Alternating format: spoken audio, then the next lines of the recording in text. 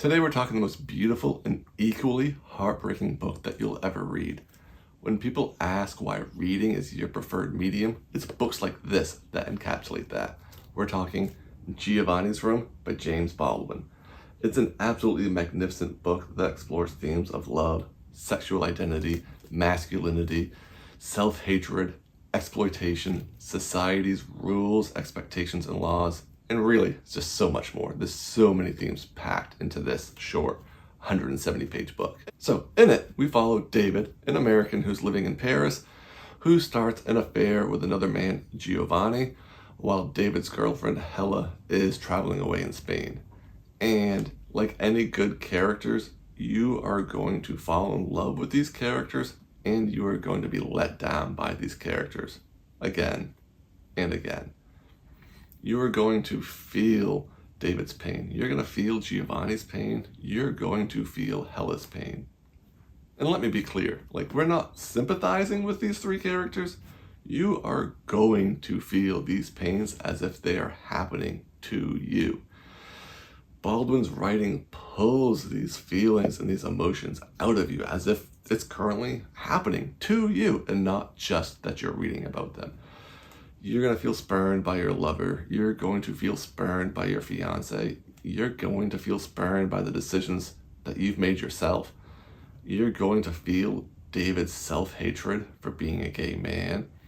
And you're going to feel his inability to love anyone, or really his inability to let anybody love him.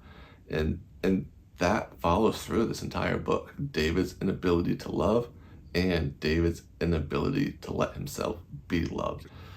You become these characters and you have these feelings and these emotions going through you the entire time you're reading this book.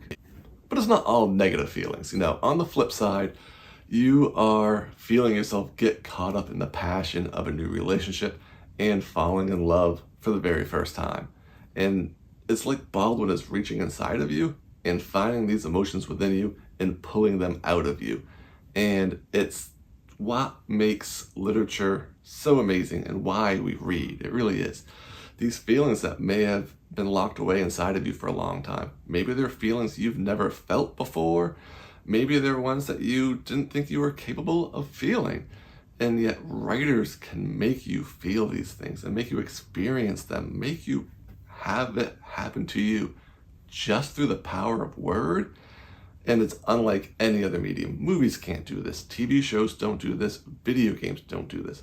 But writing does. And it's what makes literature feel so incredible. And when you find a book that does it, you absolutely fall in love with it. And you absolutely just want to share it with everybody because it is such an experience. And there's a passage that really nails kind of what I'm talking about the writer being able to make you feel things that maybe you haven't felt before, or maybe you haven't felt in a really long time.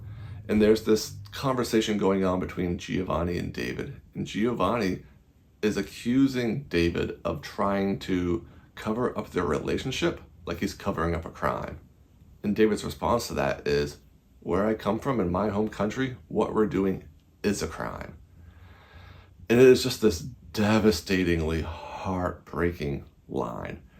And you feel the weight of that line and your heart breaks for David, but it also makes your heart break for the realistic implications of that there was a time in our country of America where homosexuality was a crime and people were persecuted, people were murdered because of that. And your heart breaks for them, and your heart breaks for the people that still experience that today. And while it's no longer a crime to be gay in America, we have an administration that is actively trying to push that back and attacking the LGBT community.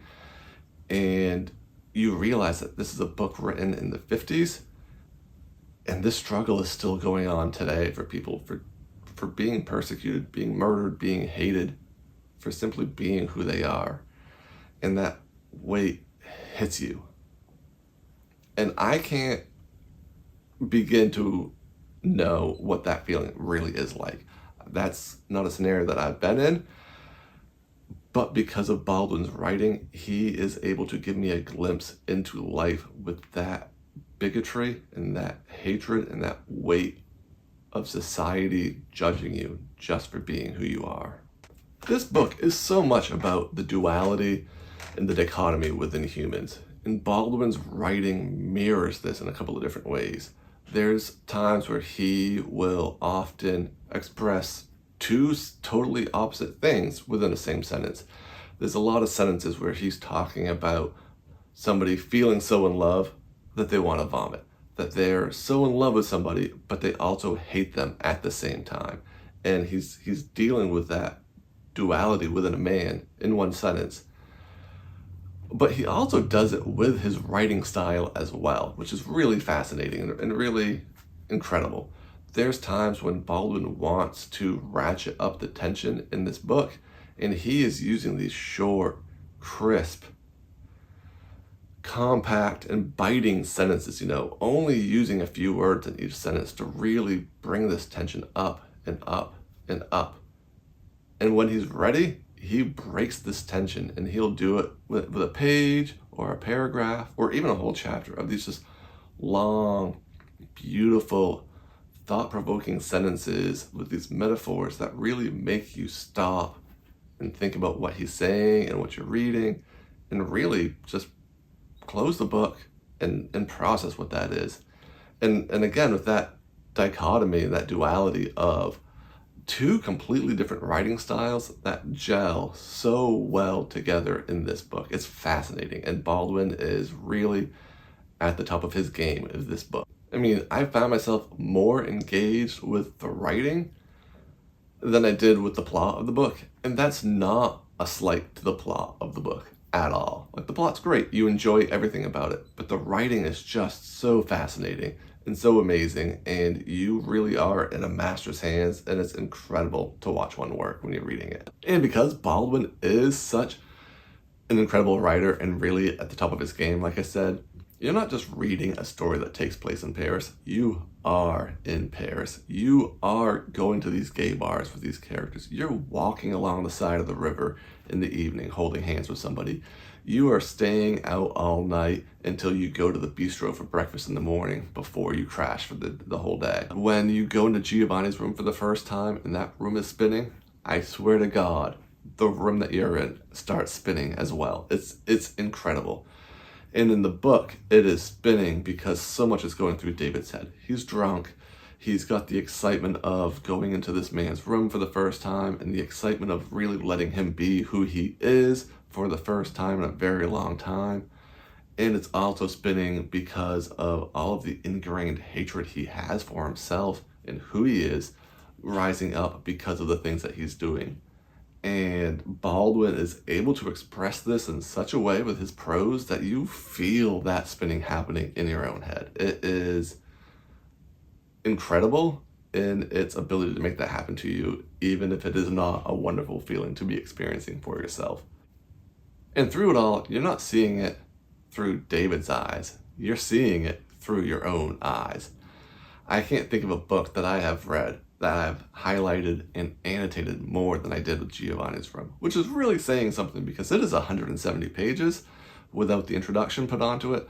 And it really is like almost every page you are highlighting 1, 2, 3 passages from this because the writing is just that incredible.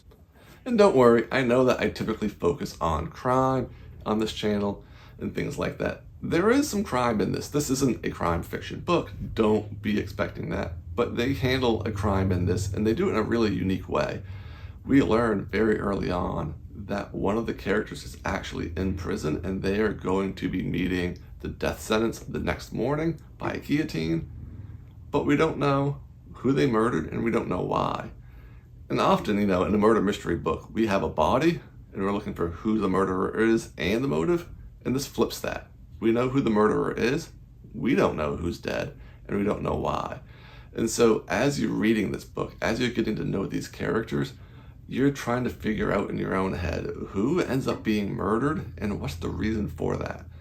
And this runs as an undercurrent through the entire book that we really don't get solved until maybe the last 10 or even 5 pages of the book.